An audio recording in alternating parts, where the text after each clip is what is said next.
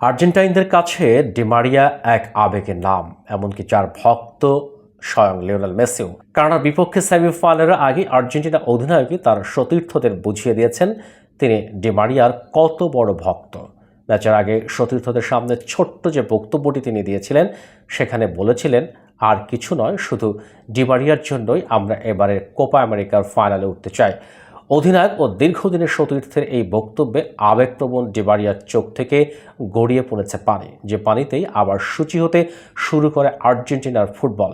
1993 সালের পর শুরু হওয়া আর্জেন্টিনার শিরোপা খরা কাটছিল না কোনো প্রার্থনাতেই।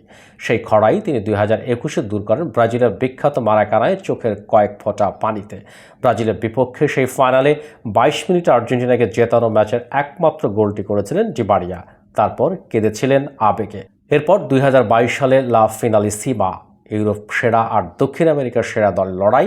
ইতালির বিপক্ষে ম্যাচটি 3-0 গোলে জিতেছিল আর্জেন্টিনা। সেই 3 গোলের একটি ডি মারিয়ার। সেদিনও প্রথমার্ধে যোগ করার সময়ের গোলটির পর কেঁদেছিলেন ডি মারিয়া। 2022 বিশ্বকাপের ফাইনালেও আর্জেন্টাইনরা তাকিয়েছিল ডি মারিয়ার ফাইনাল ভাগ্যের দিকে।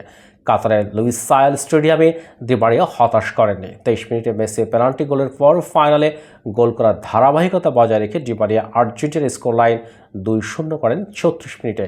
এই গোলের পর যথারীতি ডি মারিয়ার চোখে জল। হয়তো সে জলেই সূচি হলো আর্জেন্টিনার বিশ্বকাপ ভাগ্য।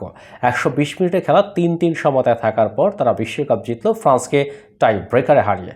এবার আরেকটি ফাইনাল, এবারও ডি মারিয়া খেলবেন। তবে এবার গোল না করলেও হয়তো কান্নায় ভাসবেন ডি মারিয়া, যে কান্না ভালোবাসার ফুটবলকে বিদায় জানানোর। আর তার ভক্তদের স্মৃতিতে ভেসে উঠবে আর্জেন্টিনার জার্সিতে 16 বছরের ক্যারিয়ারের জন্ম দেওয়া অসংখ্য জাদুকরী দৃশ্য।